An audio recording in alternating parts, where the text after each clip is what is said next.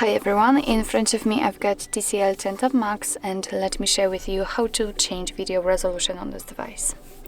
So first of all, we have to open the camera app, and currently we are in the standard photo mode, so we have to switch to the video one.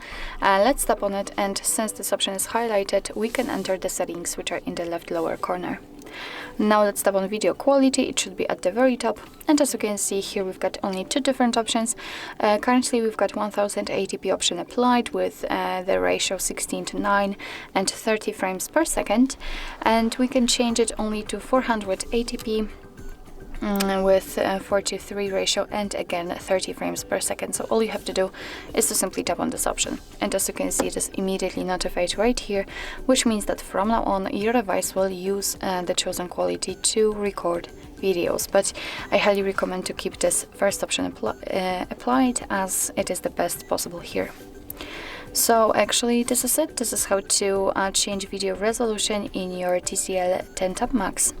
Thank you so much for watching. I hope that this video was helpful, and if it was, please hit the subscribe button and leave the thumbs up.